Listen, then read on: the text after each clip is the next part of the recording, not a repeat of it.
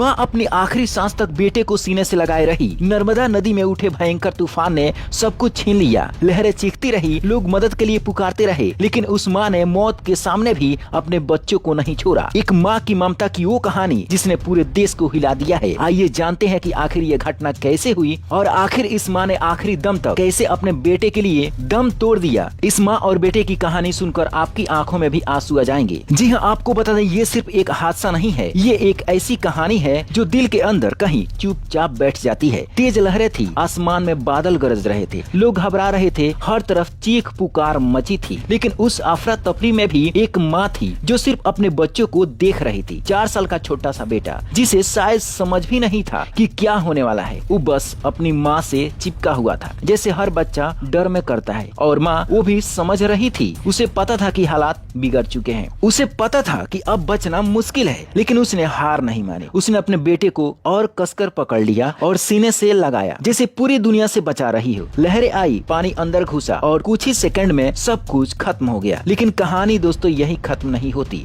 जब rescue team पहुंची और नर्मदा नदी के गहरे पानी में उतरकर बोट के अंदर देखा तो एक ऐसा मंजर सामने आया जिसने हर किसी को रुला दिया। माँ अब इस दुनिया में नहीं थी, लेकिन उसके हाथ अभी भी अपने बेटे को पकड़े हुए थे, इतनी मजबूती से कि लोग उसे अलग भी नहीं कर पा रहे थे, जैसे वो अभी भी कह रही हो, डर मत, मैं हूँ ना। एक ही लाइफ जैकेट में दोनों बंधे हुए थे। माँ ने आखिरी पल में भी अपने बच्चों को बचाने की कोशिश की। ये कोई फिल्म का सीन नहीं है, ये हकीकत है और यही एक माँ की सच्चाई है। जब दुनिया साथ छोड़ देती है तब मौत सामने खड़ी होती है, तब भी एक माँ अपने बच्चों को हाथ नहीं छोड़ती है, लेकिन इसके लिए अपनी जान से ज्यादा उसके बच्चे की सांस जरूरी होती है। आज वो माँ नहीं रही, लेकिन उसकी ममता एक मिसाल बन गई। लोग हाथ से भूल जाएंगे, खबरें बदल जाएंगी, लेकिन ये कहानी एक माँ की जो मौत से भी नहीं डरी हमेशा याद रहेगी। दरअसल दोस्तों आपको बता दें, ये जो घटना है जबलपुर के एक डैम का है, जहाँ पर 30 अप्रैल को शाम को लगभग 6 बजे के करीब में भयंकर तूफान आया। हालांकि ये आंकड़ा बढ़ भी सकता है क्योंकि कई सारे लोग इसमें लापता भी हैं। अब इस घटना के बाद में बहुत सारे लोगों का सवाल ये भी है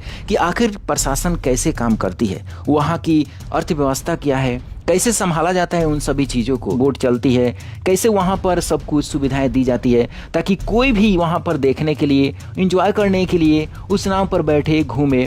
तो वहाँ पर जो भी सुरक्षा का इंतजाम किया गया है किस तरह से किया गया है, लाखों सवाल हैं। और इस क्रूज में सैकड़ों लोग सवार हुए थे, लगभग इसमें 22 लोगों की अभी तक बचाया जा चुका है, जिसमें अभी तक 9 लोगों की मौत भी हो चुकी है। और सबसे बड़ा सवाल यही है कि क्या ये हादसा था या फिर बहुत बड़ी लापरवाही। जो भी हो, अब तो ये जांच के बाद ही पता चलेगा। लेकिन आप इसके बारे में क्या सोचते हैं, इस हादसे के बारे में आपका क्या ओपिनियन है, कमेंट बॉक्स में जरूर बताएं। इस वीडियो को लाइक करें, शेयर करें, हमें कमेंट करके जरूर बताएं। Bureau report, black Bharat.